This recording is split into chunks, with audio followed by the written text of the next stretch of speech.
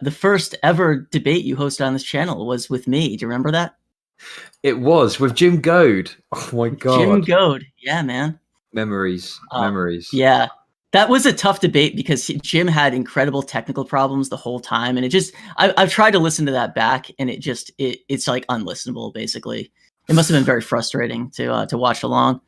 What was the debate about? Is Jim Goad a white supremacist was the subject matter. And I would say I won. In my opinion. Have you ever lost the debate?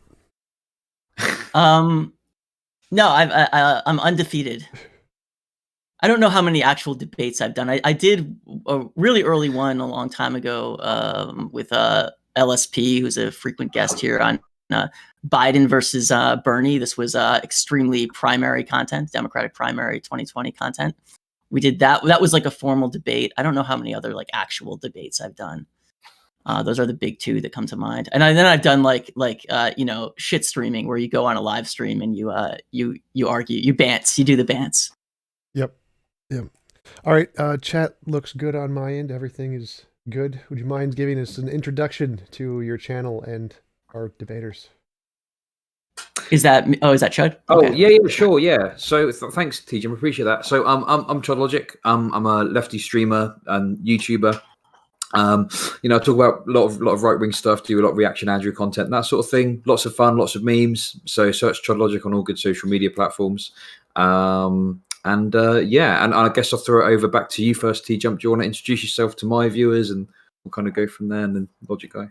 I'm TJump. I run a YouTube channel called TJump, and I usually debate professors and philosophers on topics about epistemology, ontology, existence of God, fine-tuning physics, that kind of stuff. I also have a big chair. He's kind of low, Chud. Yeah, I'm putting the volume up a little bit. I can see if I can turn my gain button. Gain, testing.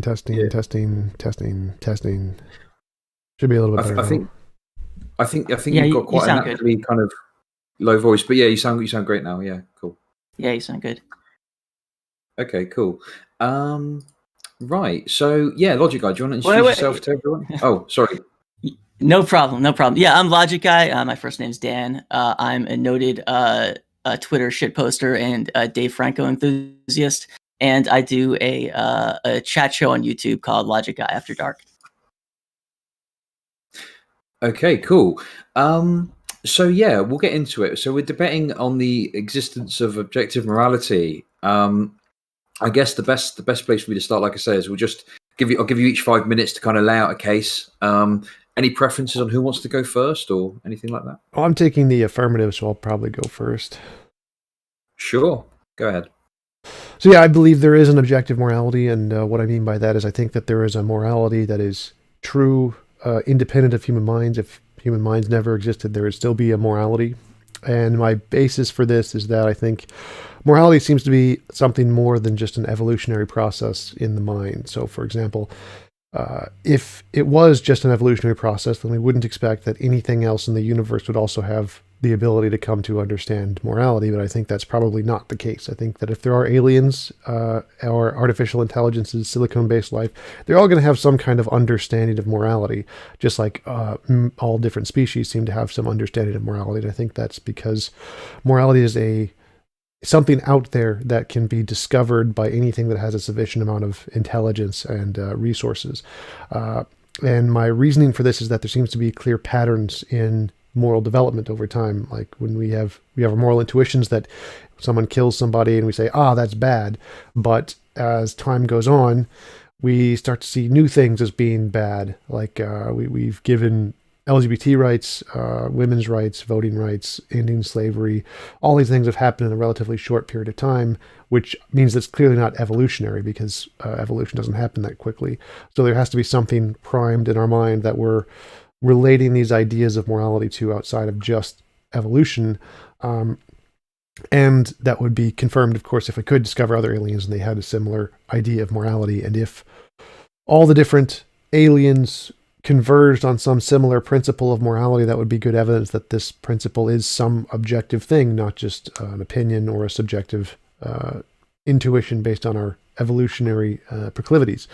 And so I would make the prediction that if it is the case that there is some kind of universal principle, then we would see that our moral intuitions are going to shift in a very particular way, a prediction made by my model that if I'm correct, then in the future we're going to see things like rocks falling on people as immoral. It's not something we're supposed to feel intuitively agree with right now. It's a prediction about what moral intuitions are going to change in the future.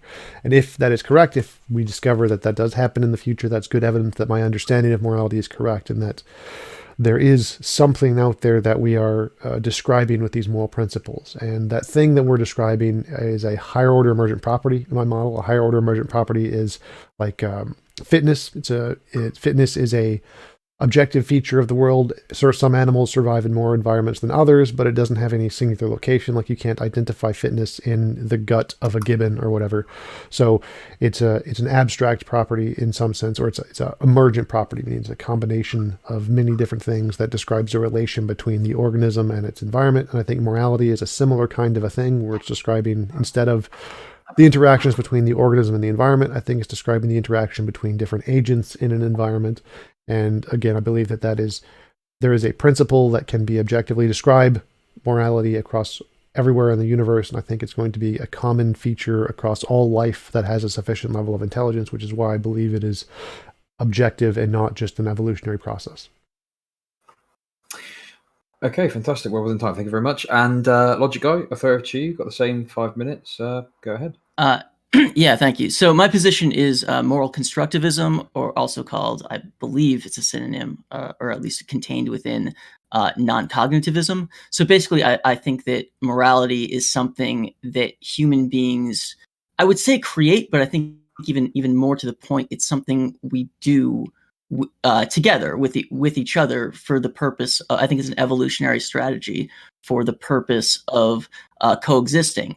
So, if you have like a really rudimentary sense of morality, like you can, I think what makes something a moral actor is an ability to detect and anticipate like emotional responses for others. So if I punch you, I can anticipate that you're going to respond negatively. You're either going to fight or run, right? So that's a really basic like moral principle. So if you have that, like an iguana, you can not have to fight every iguana you encounter. If you have a little bit more of a sophisticated one, like a wolf, like a hyena, you can form like intricate hierarchical communities for the purpose of hunting and increasing your chances of survival because there's more food. If you have a really developed one, then you can work together to create an internet and go on it to argue about moral constructivism versus moral objectivity online with your friends.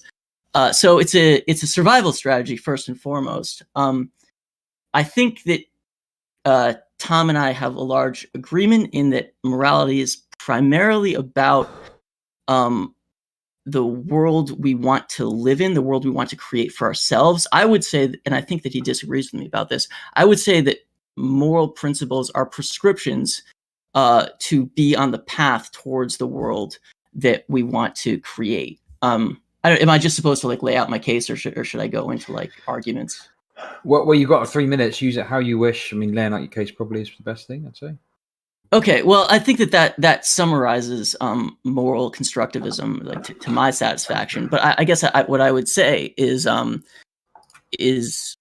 beyond that, what does it mean for morality to be objective? What does it mean if a statement is objective? Well, I mean, the typical answer is that something is objective if its truth is not dependent on humans, if it exists outside of us, right? But I think we'd agree on that. But if we're going to be making moral statements, then what that means is that we must have a way of demonstrating that statement is true by the scientific method or something like that, right? Like a triangle has 180 degrees is a sound objective statement because we can measure triangles and demonstrate that to others. So is that a property of morality? And another property of something that's objective is that every single person in the world can believe something objective to be true and it can turn out that they were all wrong. And there are historical precedents for this. At one time in our history, almost everyone believed that the Earth was the center of the universe, and evidence came forward that just proved that every single person on Earth was wrong. So apply that to morality. Take a near universal statement like murdering people for personal enjoyment, murdering innocent people for personal enjoyment is bad.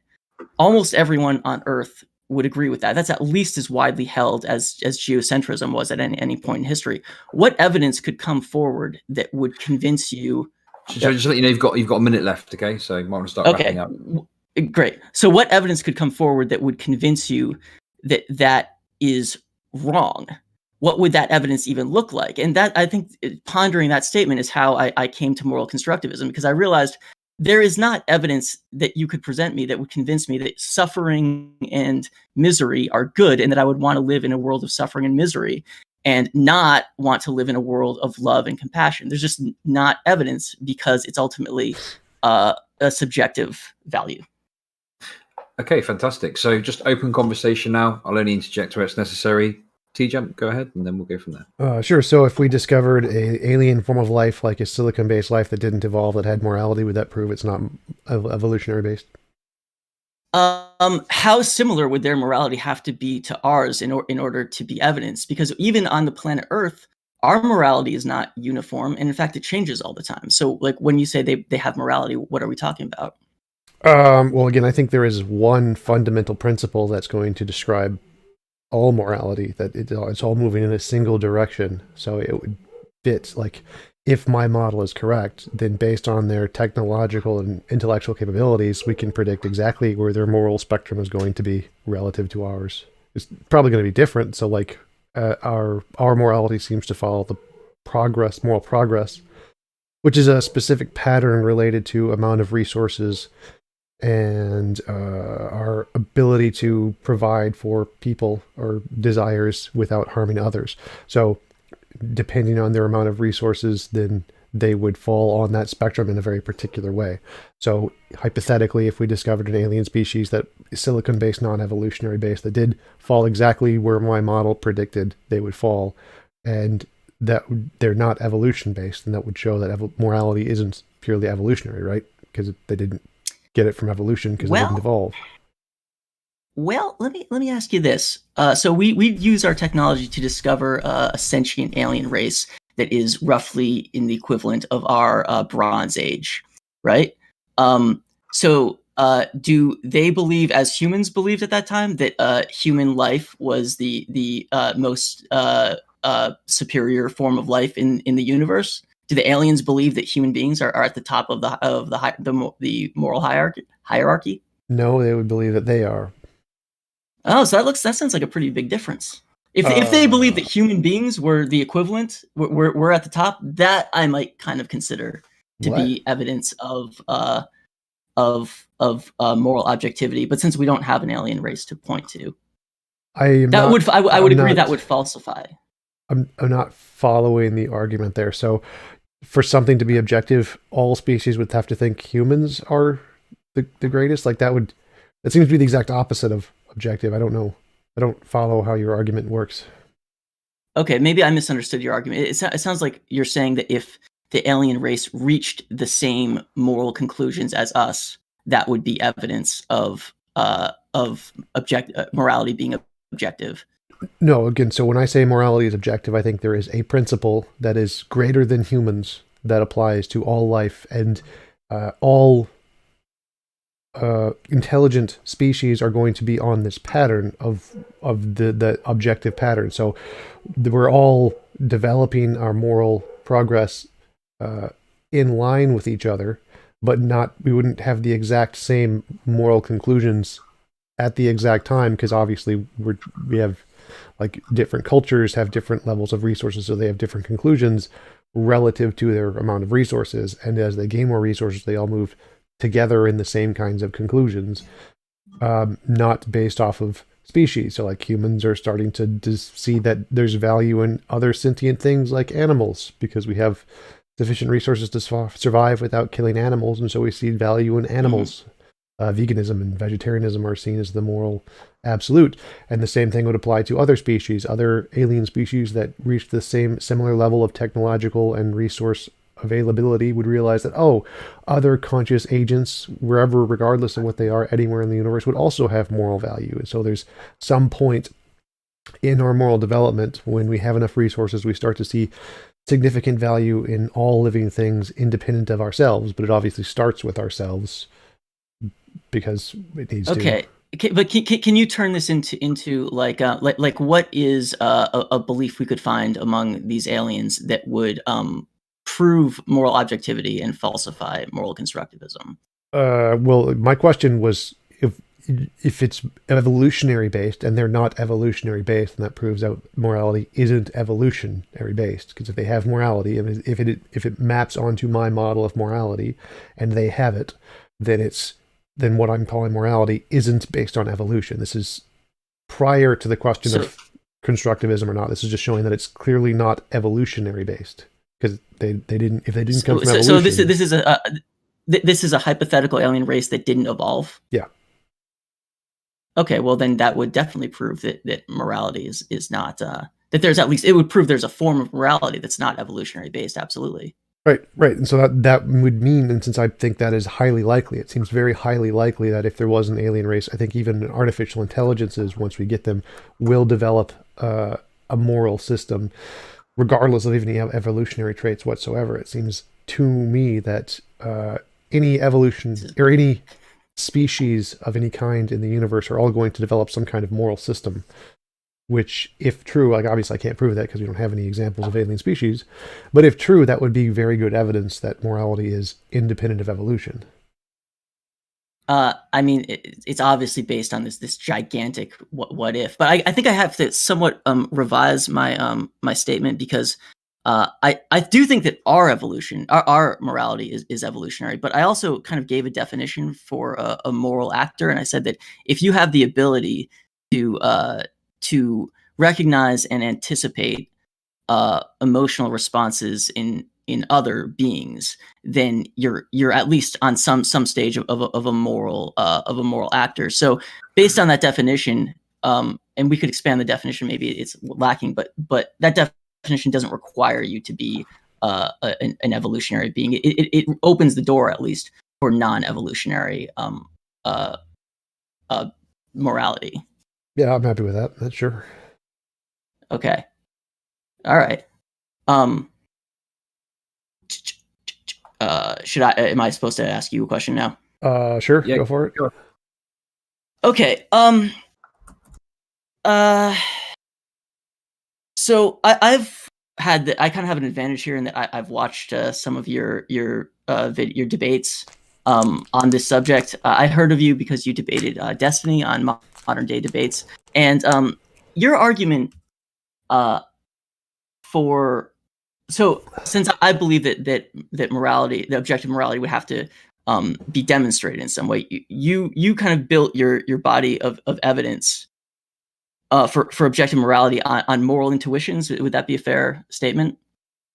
Well, in science, every hypothesis starts with some kind of phenomenon, and then you build the hypothesis based on the phenomenon. So the moral intuitions and moral progress are the phenomenon that I'm using to build my hypothesis.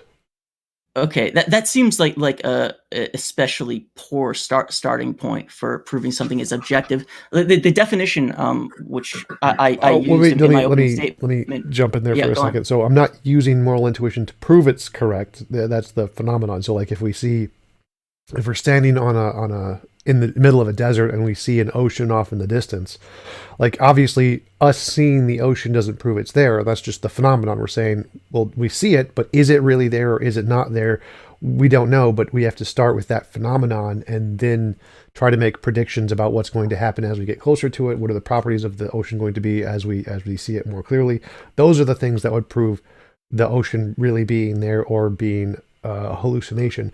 But the moral intuition is just that we see the ocean. It's the phenomenon we're experiencing, which then would need to be explained by greater detail. Obviously, the fact that we have moral intuition isn't itself proof of objective morality. So moral intuition is not itself sufficient to prove the existence of morality. Right. It's the phenomenon. Okay, so I agree with that. So then, if I like, what's the demonstration of morality? If I, like, you have built a case where um uh uh choice is the like the peak moral value, and the best moral universe is the one where people have unlimited choice. So if I were to just be like, nah, choice doesn't matter, I don't care, what would be the demonstration that I would be wrong? I would be making testable predictions about how our moral intuitions are going to change in a very specific pattern in the future. And if I can make those predictions with high accuracy, then that would be good evidence that my understanding is better than your understanding, if you can't make the same predictions. Okay, I agree that being able to make correct predictions is an important principle in demonstrating the objectivity of something. So, like, what would be a moral prediction that you might make hypothetically? Well, the one that I go with often is that in the future we will see rocks as falling on people as immoral. I try to pick something that's unique that no other model predicts to make my model stand out and say, like, if we get this one right, that means my model is correct because no one else is predicting this. So it's a pretty substantially accurate prediction. That would definitely be a unique prediction. I will agree with you. I will go so far as to say I would be impressed if you do. You have a timetable for that? Not exactly. No, I'd have to do the, like, actually try to figure out how the resources work in relative to.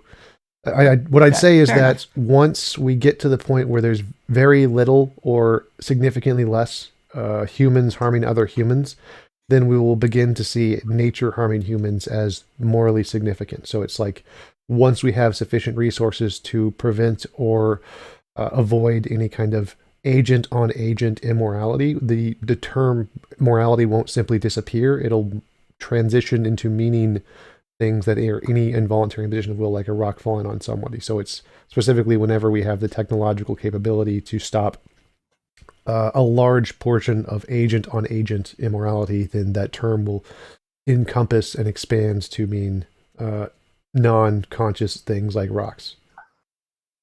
This is sort of that's an interesting answer. This is sort of a tangent, but I actually can almost see like precursors to that already. For instance, moral, usually in the realm of racist arguments, again, arguments that climate change is racist because it disproportionately affects certain people. That those seem to me like precursors to what you're talking about. That's an interesting prediction, and I would be very impressed if you got it right. But I have to say, I'm not sure that you proved that you proved morality. I think that what you might be proving there is human behavior. That, oh, human beings will react to X in Y such a way, and human behavior is something that we absolutely can test objectively. I'm not sure what you mean there. So I don't know of any human behavioral model that makes that kind of a prediction. That would be a strange kind of a prediction to make just based off of human behavior. But I mean, it is a strange prediction. Sure. That's kind of the point. So it's like saying that, well, we could make the same predictions of general relativity based off of some kind of non-bendy space-time model. I mean, yeah, but his model was first, which is why his is the best. So if you have a model that is able to make substantially significant predictions that no other model makes, then it's reasonable to conclude that your model is correct, even though there's always going to be other models that could post hoc make the same predictions. That wouldn't be evidence for those other models because they weren't the ones that actually made the predictions. So in one of the debates that I've seen from you, I think it was it was on Adam Friended's channel, and the guy, I forget the guy's name, was like Ask Me Anything or something like that. You said that Ask yourself. Yeah, that was probably it. You mentioned like plotting moral intuitions on a graph, and you're saying that if that graph actually shows the movement of morality over time, then the graph is right, and that proves that morality is objective. But I remember thinking that like that's just plotting what people think. It doesn't actually give any prescriptive power. It just says, oh, here's what's popular, and then here's what's popular. And if my positions fell in the bad quadrant of the the unpopular quadrant of the graph, I would just be like, well, that doesn't prove I'm wrong. It just proves that I'm smarter than everyone else because I came up with answers that they couldn't think of. I wouldn't find it persuasive at all. I'm not following exactly what you're saying here. So like the predictions of, again, general and special relativity, like we could say that, that doesn't prove we're not in the matrix. That doesn't prove that gravity isn't real. Because it can be explained by other things. Like, I mean, obviously you can't prove anything with absolute certainty, but the way in science we say one hypothesis is better than what the I'm others. saying, what I'm saying is that in your example to, again, I forget his name, I'm sorry. But on that show, it sounds like you were graphing opinions, which, yeah, you can put opinions on a graph, but how does that help us? How does opinions being on a graph prove their objectivity or their subjectivity? Either way, it seems like it doesn't. Well, again, that's just the phenomenon. So our opinions are the phenomenon, and the evidence is if I can accurately predict the changes in our opinions across time, that would be the evidence, not the opinions themselves. Okay. So it's kind of like scientists predict that when we walk closer to the ocean we see off in the distance, we'll see it turn blue, or we'll see it start to shrink or whatever. Like, obviously our experience itself doesn't matter. Like, no one cares about that. What cares is that their ability to have a hypothesis and use that to predict what we're going to see in the future is the evidence, not literally what we're seeing. But maybe this is a different scenario that doesn't apply. But if I came up with a system to predict, political beliefs, and I said, oh, based on what's going on, I expect that this fringe political party will gain prominence and become the dominant political party in America over the next 50 years. That's a really impressive prediction, but I wouldn't feel like you predicted that political party was right. I would just say that you predicted how people were going to behave and vote. Right. You'd have to like tie that into some like reason. You'd have to say there's some law of nature or whatever that causes this to occur. And then even if I did that, even if I said, well, based on what I know about human nature, there's going to be a water shortage, and that's going to result in a rise in, I don't know, like really especially belligerent nationalism. Okay, well, that's a good prediction, but you didn't tell me that belligerent nationalism is the correct political opinion. You just predicted that people would gravitate towards it. Right. So the correct thing here, I think, is the word that you're getting caught up on. Like, to say that it's correct would mean like to say it corresponds to reality. So you'd have to argue that there is something in reality to correspond to, like I'm doing. I'm saying that there is a property, a higher order emergent property like fitness that is there, and our feelings correspond to that, which is what makes it correct. You'd have to make a similar analogy in your case. You'd have to say like there is a higher order emergent property in nature that corresponds to political beliefs of some kind. And if there is this kind of higher order emergent property, you can then use it to make predictions about who's going to come into power or whatever based on some kind of pattern in this thing that you're saying exists. And if you can do that accurately and predict novel things that no one else can predict, then yeah, I think that would be evidence of whatever you're arguing for. Like, just like Einstein said, space-time can bend, doesn't matter how ridiculous that sounds. If you can make testable predictions, you have evidence, if they're right. Okay. Is there are there any other lines of evidence? Like, can you like measure morality in any sense? Like if I could measure it today, I'd have a Nobel Prize. So obviously not. It's purely just hypothetical, and the best I can do is make predictions. If I had like real empirical evidence, I'd be a millionaire with a Nobel Prize right now. So obviously not. Right. What would that look like? Like, what would a mechanism to, like, hypothetical mechanism to measure morality look like? What would a mechanism to measure fitness look like?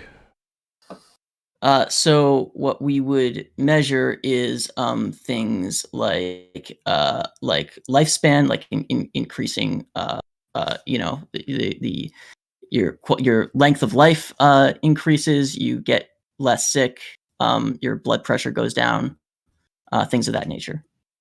Well, what I think you're describing is things that we attribute to fitness. I don't think we're measuring fitness itself. Like, that's not a measure of true fitness. Fitness is, again, just description of an organism's ability to survive in environments? Like, is that itself a property? Can you just measure the fitness thing itself? Like, well no, it's an emergent property. I guess we measure it by measuring things associated with it. Yeah, so I guess I agree. It's an emergent property. So we would measure morality by measuring involuntary like impositions outcomes, of will. basically. Yeah, I'd say involuntary impositions of will or assistances of will, those kinds of things.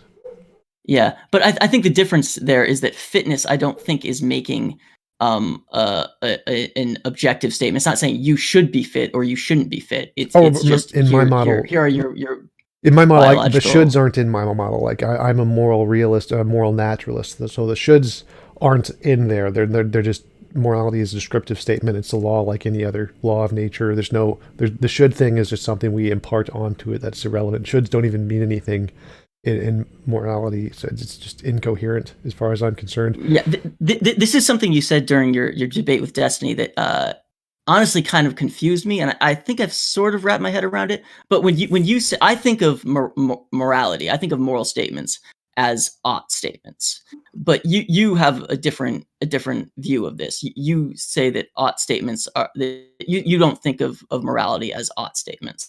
Is that correct? Yeah, so I think of morality as a feeling. So when we see someone killing someone for fun, we have a feeling that that's wrong, and that feeling is morality. Like, inherently, whatever that feeling is morality. We don't get to define it and say, that's ought statements are that feeling. Like, no, that's not how it works. Morality is a phenomenon that we're trying to explain. You don't get to define. You can take that phenomenon and then also add your theory that describes that phenomenon, which is the oughts. The ought says, I have a feeling it's wrong to kill people for fun, and I believe that's because you ought not to do it. That is your feelings of morality plus your theory, but the theory is irrelevant here. Like, the only thing you need for a model of morality is to explain the feelings. The oughtness is not relevant to an actual theory of morality. It's just a property of some people's versions. Yeah, I had a hard time wrapping my head around this, but I think I understand. Like, I like insofar as like math or engineer, like physical principles are not ought statements. They're describing things, but we write manuals about how to build a bridge, and those are the oughts. So you define morality as, I guess, the underpinning forces, and then the oughts are an extra layer on top of that. Yeah, something do I have that right? That we add on, just like I think it's exactly like fitness, is that there's a description of a hypothetically best, most fit animal, which is one that could survive in any environment. There's nowhere in that statement that has any oughts, and I think morality is the same thing. It's a higher order emergent property that describes the greatest possible interaction between agents, which I would describe as the best of all possible worlds, where there's no involuntary imposition of will, which would be like the most fit animal. But nowhere in there is there an ought, and I don't think you need one. I don't think oughts are relevant. Well, okay. So like that ought layer on top of morality, like what would you call it? Like, what's the name of that? A human description, a human interpretation of morality, our feelings towards morality. Okay. All right. Fair enough, I guess. So one of the implications of moral statements being objectively true is that we should not vote on things that are objectively true, right? America disagrees with you, but yes. Okay, yeah, it maybe not always a popular view, but it doesn't make sense to do that, right? But I mean, our electoral process really does come down to moral beliefs, right? Like there's not a political policy that you could name that doesn't intersect with morality in some way. Like these are moral principles. So it seems like a necessary result of believing that morals are objective is like, this is not a belief compatible with democracy. We shouldn't have democracy. What we should do is we should have scientists figure out the right thing and do that.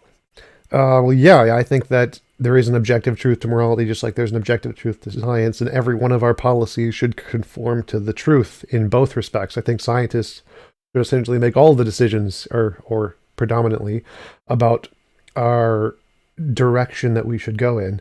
Of course, politics has a pragmatic aspect to it because one of the biggest aspects of politics is what can motivate people to continue building the society. And so you have to make people happy in order to keep the society going, regardless of whether or not it's true. Well, wait, but wouldn't doing the morally correct thing all the time make people happy? No. It wouldn't? So doing the morally correct thing all the time would result in human misery? Yes. So, like, for example, if someone tries to kill you, the moral thing to do is to turn the other cheek. But that's obviously not going to make the victims very happy. So, because there are limitations in our world that some people's happiness are going to cause other people misery due to the physical limitations of our reality, giving people happiness and always doing the moral thing isn't always the best thing to do. Sometimes going to war and killing lots of people. But it is in the grand scheme of things, though, right? Like on the long trail, isn't morality the thing that benefits the most amount of people the most amount of the time? No. No. So we could all work together to make the best of all possible worlds, and we could be miserable? No. So again, the conclusion that the thing that's moral is what helps the most amount of people, it means that, like, killing one person to save 5 is moral. I'd say that's wrong. I'd say no. I'd say morality is saving all 6 of them. So it's immoral to kill 1 to save 5. But it's just but more if immoral to kill the 5. options, I'm sorry. I'm sorry. I Go ahead. interrupted. That's I fine. I apologize. But if the options before us are in fact save 1 people or save 5, don't we have to decide which of those is the morally superior one? Or the answer is that we don't do anything. No, doesn't that result in the 5 people dying? No, we decide the pragmatic solution, not the moral solution. So there's a difference between our subjective morality of what the best we can do given our limitations, which isn't the objectively moral thing to do, which is the best that we could do if we were essentially all-powerful gods or whatever. So, like, given the trolley problem, trolley coming down the tracks, there's 2 tracks, one with 1 guy, one with 5 guys. Should you flip the switch to make it hit the 1 guy instead of the 5 guys? Well, it's not moral to flip the switch. You're still killing a guy. It's still immoral to flip the switch. But it's subjectively moral in that it's the best that you can do given your limitations. Now, obviously, we can know it's not the objectively moral thing to do because there's a more moral option. Like, if you were all-powerful and you could just Hercules stop the train, that would save all 6 lives. So that would be the moral thing, the objectively moral thing to do. But since you don't have the power to do that, your subjective limitations mean that we're not talking about objective morality when we're asking what is your pragmatic choice. We're talking about your subjective morality, what you subjectively can do. And so those are 2 separate things. I feel like you just opened a can of worms here, because what you just, first of all, your appeal to subjective morality, which I would call constructivist morality, is the position I'm arguing for, sort of gives away the story, because you just conceded that if you're a moral objectivist, if you believe in moral objectivity, a cognitivist, you actually still end up relying on morally subjective principles, but that your system, the objective moral system, that's just something for God to do. So if God were here, he would do the right thing. But us people, we've got to figure out the pragmatic thing given the options available. But that's what morality is. That's what we're arguing about. We're arguing about what is the thing for us to do in the situation we're in. Your thing is just completely hypothetical. So if we're talking about an objective morality, we need a standard that applies to all possible worlds, something that's true independent of minds.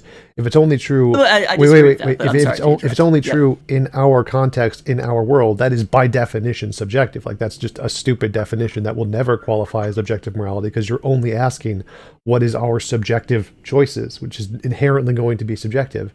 So if you're talking about an objective morality, you're not talking about what's pragmatic for us. You need to filter that out. You need to know what is the best thing that can be done in the situation by any being ever, and compare our possible actions to that to know what the objective standard is. Like, the objective morality isn't the best we can do. That's clearly subjective. The best we as individuals can subjectively do clearly can't be the objective standard. So I disagree that that objective statements are true in all worlds and not just this one, because when I make statements about physics, I am just talking about this world. I don't know about other universes. I don't know. I assume they probably do have different laws of physics.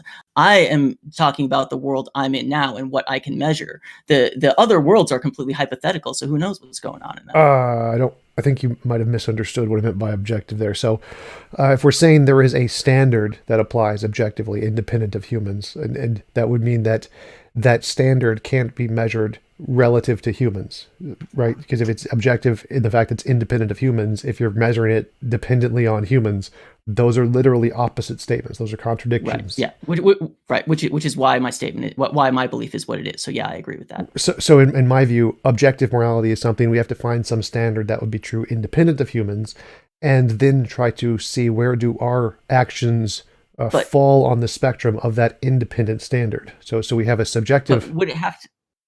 Would it have to be true in all possible worlds? Because that's just a philosophical term, so that's irrelevant. I'm trying to explain it in more detail here. Okay. If there is an objective morality true independent of humans, then that standard has to be, again, true independent of humans. So it cannot be based off of the subjective pragmatic limitations of humans if it does mean objective. If it is objective. And so I say there is an objective morality. There is a principle that applies to all beings, if you want to say in all possible worlds or the universe or whatever, doesn't make a difference. But all beings is better. I like all beings better. That's fine. So if you want to say that is the case, which is what I'm arguing, then if I based that on human morality, and I said the best pragmatic thing for you to do is the objective moral standard, obviously that's going to be a contradiction, which is why I say, well, no, that's incorrect. There is an objective standard. And then once we know the objective standard, we can compare our actions to it to try and get as close as possible. We obviously can't get to we're not godly powerful, so we can't do the perfectly moral thing, the objectively moral thing. The best we can do is our limited action, our subjectively moral thing, the best we can do given our physical limitations. But that isn't the objective moral thing. So there's a pragmatic thing, which is our subjective morality, and then there's an objective thing, which is the true morality. And what we can do given our limitations is just our subjective pragmatic decision, which is trying to get as close as possible to the objective standard given our limitations. So the objective moral thing is not actually something people can do, at least in the trolley problem. Yet. So there obviously are cases where you can do it. So for example, if I want help mowing my lawn or whatever, and you say, I'll help you mow your lawn, that's the most moral thing you can do. You've helped me achieve my desire. You've done the most moral thing you can do. But there's obviously cases where that's not the case. Like you have to a lot of cases. Yeah, like sure. So the fact involving people dying. Yes. So there's limitations. We have pragmatic limitations, and we obviously can't do the perfectly moral thing. Just like, in which case we throw away the objective morality and we open up the moral constructivism to actually solve our real problems in life. No. So we can't do mathematical equations to like the 100 billionth digit or whatever. Does that mean we throw away objective math and just do subjective math? No, it's still there. No, but we actually okay, but in the case of morality, in a lot of cases the moral truth is not even known to us. Like you admitted, you couldn't actually measure it. So in a lot of cases, the true morality is just like I said in my opening. It's a black box. It's something that you believe theoretically exists, but well, no, we don't actually know anything. I think we about. can know it exactly. It's any involuntary imposition of will is immoral. The objectively moral thing is where there is no involuntary imposition of will. That is the objectively moral thing. How did you determine that without being able to measure it? How did you determine that that's the most important moral principle? That's the conclusion based off of my hypothesis. We say if we look at the evidence of moral intuition and moral progress, this is what I believe it to be. If my testable predictions are correct, then that is good evidence that model is correct. But that's irrelevant to your question. So your question is can we know? No, it's not irrelevant. It's not irrelevant to my question. Well, no. So because if it's purely hypothetical and there's no experimental or empirical data to support it, then I'm right. You're just in a black box. You're just guessing, essentially. No. So again, that's irrelevant to the question. The question is what can we know the objectively moral thing to do in the trolley problem? Like if I'm right, yes, we can know the objectively moral thing to do in the trolley problem, even though we can't do it. So our inability to do the objectively moral thing doesn't mean we can't know what it is. Like we can know what a perfect triangle is, even though it's impossible for us to draw a perfect triangle. Our knowledge, we don't need to be able to do it to know the hypothetical perfection of the the extension of the model. You don't; those are two separate things. So your original example, like I was saying, well, because we have to tie it back into pragmatic morality, it's irrelevant to whether or not there could be an objective morality. Those are two separate questions. I've asked you a lot of questions. So I've been on the offense for a long time. So if there's anything you want to ask me. Well, no, I'm happy with what I asked you before, as long as if you're willing to grant that that non-evolutionary based life forms outside of humans can develop a morality, and that would be good evidence that it's independent of evolution. That's pretty much all I need. Yeah, I'm happy to grant that, because I'm sure in the future we're going to discover exactly that, which is really all I need for my model. As long as I'm right about the predictions. But I didn't concede though that it would be an objective morality. We're talking about a black box here. I don't know what the aliens are up to, but I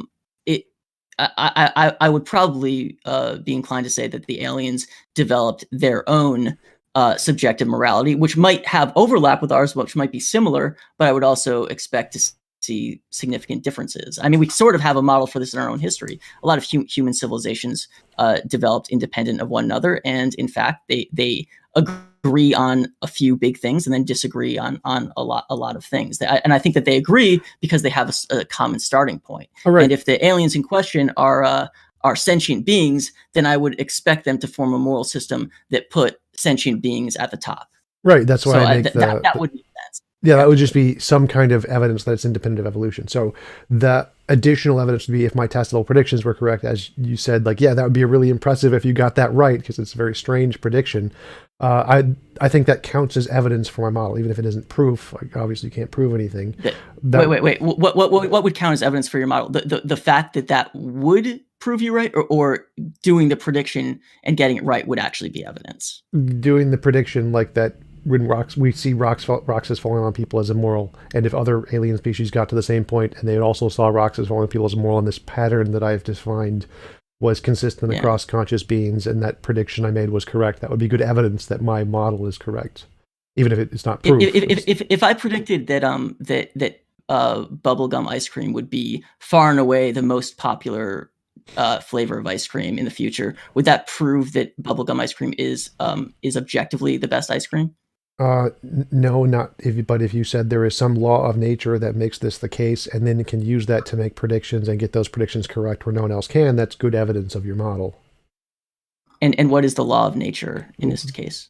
In my case, it's a higher order emergent property, like fitness, that there is a moral higher order emergent property. Okay. Now, if I were to say that there's a what was the word you used? Natural. I don't want to use a different term. Natural order, natural law. Did you say? Sure. Yeah. Law of nature. Okay. So yeah, law of nature. That's it. So if I were to say that like gravity is a law of nature, what I would mean is that I can test it, I can measure it, and it acts uniformly throughout the universe. Do you have a basis for saying that that morality is testable and measurable and acts uniformly throughout the universe? With the exact same level that we can measure and test fitness, yes. Okay, I would not say that fitness is an objective is an objective statement, but you don't think it's objectively true that some animals survive in more environments than others? Do I think it's objectively true that some animals? I think that sounds okay. I maybe have to run it through my head a little bit, but that sounds unobjectionable on the face of it. But I guess that gives us a way to measure it. Like we can measure survivability. We can take a microorganism and put it in different environments and test to see which one survives longer. So that there seems to be a measurability to it. Yeah, so I would say the same thing. We could just measure the interactions between agents and see which ones have the more involuntary position of will, just like we can measure the interactions between animals in their environment to see which ones survive longer. So I'd say it's the same level of measurability. Because it's a higher order emergent property, you obviously can't measure the thing itself directly, but you can measure corollaries that would be a consequence of it being existing. So we can. You're saying that we can objectively measure the imposition of will by one being on another. That's an objective thing we can measure. Sure. That might be true, but then you're saying that is objectively bad imposing your will on another thing, and I don't know what the No, basis for no. that. Again, the bad thing isn't there. Remember, in the fitness, it's not saying being unfit is bad. Nowhere is the good, bad. Those things are not in it. It's just saying more fit is the one that survives more, and I'm saying that more moral is the one with the least imposition of will. So I'm saying they're exactly corollary. The example of fitness and the example of morality as higher order emergent properties are a 1-to-1 parallel. So there's the oughtness thing. So remember, I would no oughtness thing. So I didn't use the word ought. I will retract the word bad and I'll replace it with immoral.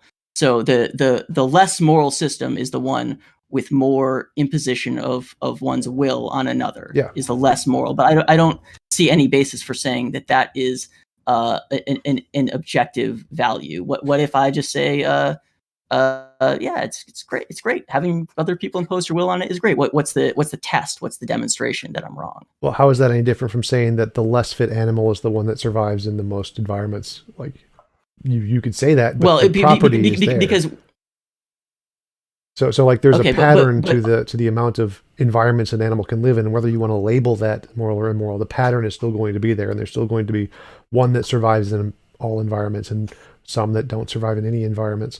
And that pattern, regardless of what labels you use, is going to be there, and there's extremes on both ends.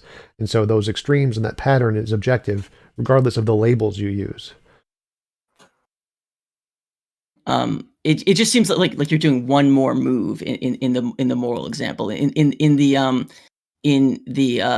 fitness example, we're just saying fitness is the ability to survive in the most number of environments. Now, someone else could come along and be like, no, fitness is about your ability to run a 5K. And you're like, that's not how I'm defining it. I'm defining it this way, and we're going to measure this, and it's subjective. Okay, that's good enough. But in the moral stance, you're measuring imposition of will. You're measuring a free choice. And you're saying, and this is the peak moral value of the universe. I don't see any basis for that second claim. I'm not following what you're saying. So, like, when you're saying fitness, I'm basically saying you're committing a tautology in the moral. No. So your example of fitness doesn't make sense here. So it's not like we're just describing. We're not like giving a definition that's arbitrary and just made up that applies to nothing. There is an actual pattern in the universe, and we're giving the label fitness to that pattern, obviously, but there is a objective pattern there in the universe. And so I'm saying there is an objective pattern there in morality, and we're labeling that moral and immoral, obviously. Like, you could just change the definition, but then it just wouldn't be applying to the thing we're talking about. But because there is a thing there in the universe, independent of our definitions, it doesn't matter what you label it as, the reason it's objective is because it's there independently of us. That's the point. So just like fitness is there, and you could obviously just call it not fitness or call something else fitness. That feature in reality is still going to be there regardless of how you change the term or make the term to anything else. Doesn't matter what you do with the term. That thing, the fact that organisms are going to survive in more environments, that fact is going to be true regardless of any labels you use. And I say the same thing is true of morality. The fact that it's going to be the case that there are positive and negative interactions between wills is going to be there regardless of which words you use or how you change the words. The words just don't matter to the conversation. I'm saying there's a real thing there. Okay. It seems like what was I going to say? So I think I get what you're saying, which I'm not saying I agree with it, but I think I understand your position, which is that there is a quality called choice, and this is something that we can measure throughout the universe, at least among like sentient beings. We can measure the ability to make choices freely, and that this is an objective metric. Do I have that part right so far? Sure. Okay. And then you're calling this metric morality. Sort of. So I'm saying that we have these feelings that thing is immoral over there. We see that person killing that person, something about this. We have this feeling it's bad. What is that feeling? Well, that feeling seems to correspond to this objective property you just described. Okay, but then you also believe that morality is about morality is the behavior that you do that creates the world where everyone can make free choices all the time. That would be trying to maximize morality. Yes. Okay, but you have said that which is more like the moral thing to do is the thing that that results in that best of all possible worlds. Yeah, because it's like the moral thing is the best of I all think possible that's the worlds, point where we disagree. which I think that's the point where we disagree. I'm not sure. Like I have no problem with measuring the ability to make choices. I can think of ways in which that could be measurable. Could you clarify the point in which we disagree? Because I think what you just brought up is just my use of language, saying it's the moral thing to do, just means that it moves us closer to the best of all possible worlds. It's not like there's any moral particle generated by that. I don't know. I don't understand the distinction there. Right. So basically, you're putting a label on the ability to make choice, and you're calling that morality, right? Well, I think that's what morality refers to. So there's a feature. Okay, I don't know of the world. that's a common use of the term morality. I think like if you ask people what is morality, a lot of people might say like, how what it means to live a good life, and like should you tell a lie? But what if it saves Anne Frank? Should you tell a lie then? I think people would give an answer like that. Right. So I don't think the term morality is two things. It is one, it's the feelings. Like I see someone killing someone, I feel that's bad. Mm-hmm. That is the essence of morality. And then when people use the term morality, they take that in combination with their own preferred theory. So they take those two things of the feelings plus their preferred theory, and they combine them together, and that's what the word morality means. Now, obviously, I disagree with their theory. I agree with their feelings, and I just have a different theory. So the fact that their theory differs from my theory is irrelevant to the topic. Like as you mentioned earlier, everyone could have a theory about the world being flat and they'd just be wrong. I mean, the fact that they have a particular definition entailed in their theory isn't really relevant. I don't know. I don't understand how you're tying that in. How I'm what? How I'm. How that relates to the disagreement thing that you're mentioning. Like you think that their preferred theory is correct or something? I don't get it. I just think that you're using a specialized non-normative use of the term morality. Sure, I admit that. Well, sort of, because normativity can be applied without us. And that within this framework that you've laid out, which I think you've actually gone a good way to convincing me might be internally consistent and sound, but that even within this, you still have to use the type of morality I'm talking about to actually navigate the world. Yeah, sure. I just label that as a pragmatic, subjective morality, and then they say there's the objective. We sort of synthesized our positions here, then. Sure. Okay. Chad, do we want to take questions?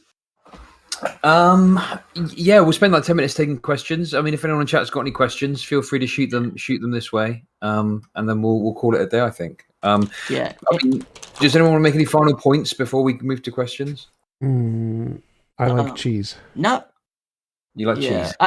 If there's time and like questions don't come in, I maybe have a few questions about his best of all possible worlds that we can interrogate. But if questions coming in, we said an hour and we're at an hour now, so I don't want to I want to respect everyone's time, basically. So absolutely. Yeah. I didn't realize it was an hour. I didn't look at the clock, so I didn't realize it was an hour when I said that. No, it's all good. Don't worry about it. It's fine. But yeah, that was I mean, how many times you see a debate where it ends in a handshake and we've synthesized the positions, everyone wins. This is incredible. What a great day for debate bros. Well, I think everyone should be rejoicing right now. I'll give that a 50-50 because if we were just screaming and yelling at each other, we'd get like 10 times as many views. So it's kind of like there's a trade-off there. Tom is here to rain on my parade. God damn you. Yeah, I'm sorry we didn't give the audience what they came for. I'm sure everyone tuned out. Yeah. My apologies. No, don't worry about it. I mean, some debates are like blood sports. Some are a bit more, cerebral. So it's still good. when we were talking about Jim Goad earlier, I was thinking in the back of my mind, I had a joke that was like, so we debated if Jim Goad was a white supremacist, and based on TJump's haircut, he probably is too. But I decided that was in poor taste to start off. I decided against it. My apologies, everyone. You're just jealous of the hair. Okay, so any questions, anyone? Like, just ask any questions you got. I think people are just chatting about the stuff. This is too big brained for the audience. I got a They're question not, from my chat. Marty Mad Scientist asks, question for both. Does community outcome figure into personal morality measures? Yeah, Yes. heavily in mine, because I think morality is largely a strategy about how we coexist with others. So yeah, I would heavily say it does. Yeah, I would agree too. Personal morality measures are mostly determined by your community in a lot of ways. It takes a lot to change your personal morality to shift from the community, which is why veganism isn't as popular as it should be. Yeah. I mean, sure, yeah, I'd agree with that. You just have to look at different societies and cultures and stuff to see how that impacts and how morality differs around the world, right? Like, it's on the meat eating example. We would eat a cow quite happily in over here, but the idea of eating, a horse is disgusting. But then in other countries, they'll happily eat a horse. So even along the lines of meat eating, the morality can differ very greatly depending on what community you're in. Now, Chud, since you're in it now, do you want to argue the third way for moral nihilism, which I know that you're a personal advocate of? Wait, no, I'm not an advocate. No, I'm not an advocate. He believes in God. It's fine. Yeah, I don't know. I don't know what I think about it all, to be honest. Sure, yeah. It's all a bit big brain for me, to be honest. Just be excellent to each other. Okay, that's my take on all of this, I think. Okay, so I've got one question for you, Logic Guy. Are you aware of the embedding problem for non-cognitivists? No, I'm not aware of the embedding problem for non-cognitivists. TJump, you are a philosophy professor. Do you know what that is and would like to explain it?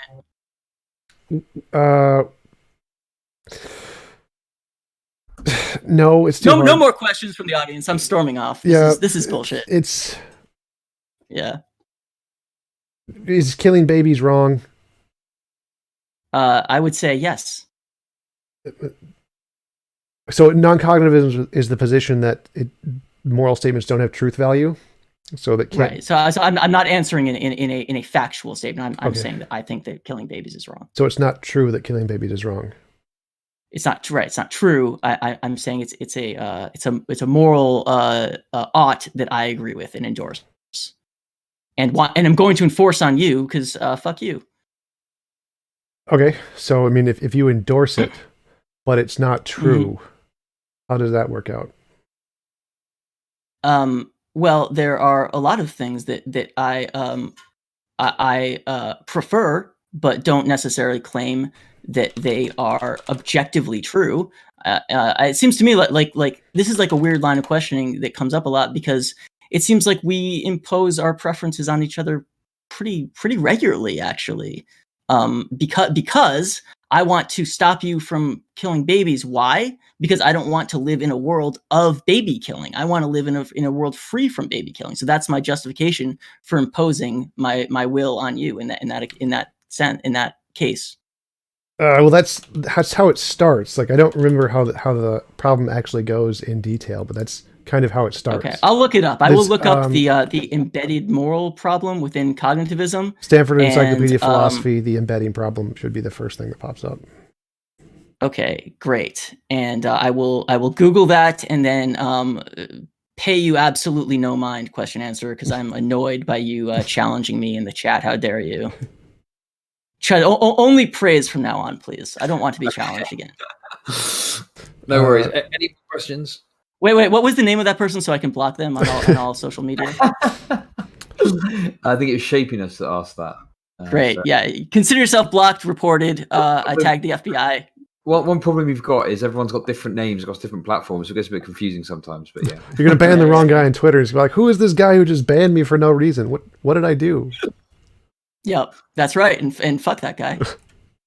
Someone's okay. This is quite a simple one. Is TJump a streamer? So TJump, do you want to answer that?